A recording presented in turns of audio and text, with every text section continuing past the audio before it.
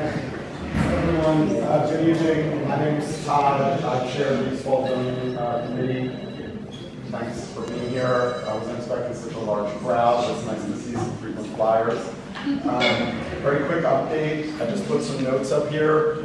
I try to keep it updated. It's not as quick as I'd like, but if you ever need information, you can go to the website, eastfallscommunity.org/zoning.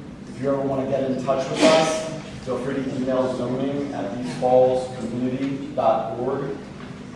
As a quick background, the most recent thing that a lot of you saw or read about that's still ongoing is 4021 Ridge Avenue, which is the Dobson Mills expansion.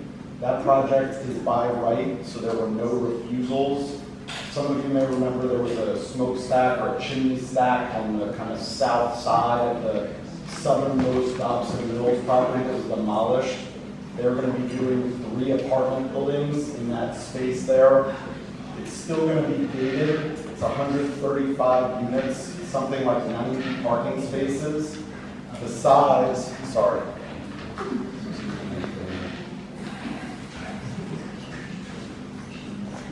The size triggered this process called civic design review, which is pretty unsatisfying for a lot of people, where you don't really have any input that is By the way, you had a that the good developer suggestion needs for to a take into page. account when they're required to. However, it can be pushed back to go through CER twice. So that's what happened. The CER commission or the committee was unhappy with the development. We echoed a lot of the concerns that we heard at the meeting, traffic, the volume of development that's planned that's going to use Scotts Lane, Ridge, and potentially Midvale. The lack of internal circulation, they were going to keep phase 1 and phase 2 separated.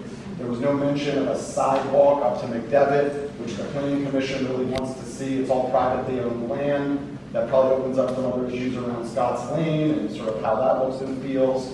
But kind of the thought was that there should be some better pedestrian access to McDevitt, to the Rock Gym, some of those places. This project's going to cost a lot of money because it was grading, and the least they could do was put in a sidewalk. That was kind of the sentiment. And then late in the game, it was uncovered that they did make some agreements around the streetscape treatment for phase 1. So we implied that they had an obligation to do that for phase 2. So thank you to the people who insisted on that, and then others, I'm sure, were very involved.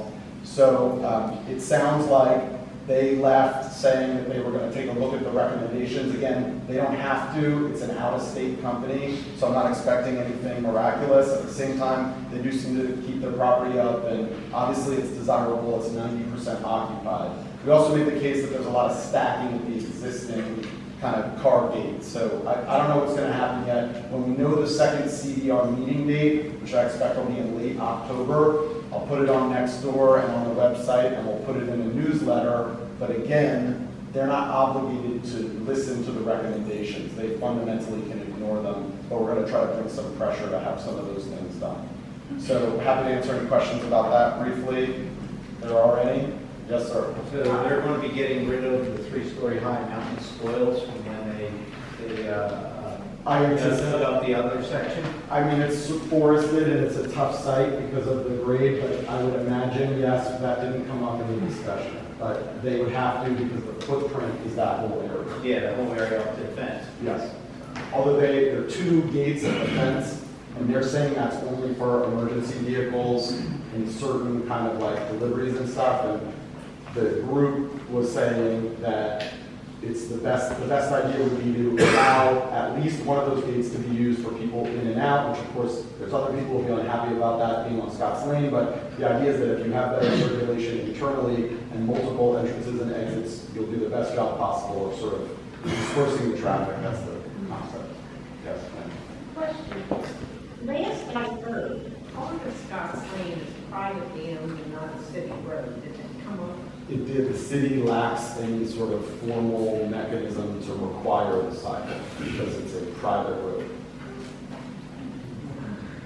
So it's that section that this is spacing on, Well, right? there's a gap because it's very steep in the final 100 feet just below the McDevitt driveway, but it's city owned at some point, but this stretch, the one that we're thinking of, the one that's visually accessible, is privately owned.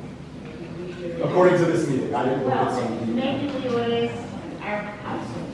and Josh isn't here, consider taking that road. I'm optimistic that Councilman Jones will support the request for the sidewalk and the changes. We can take that up, the road issue about the 10 for sure.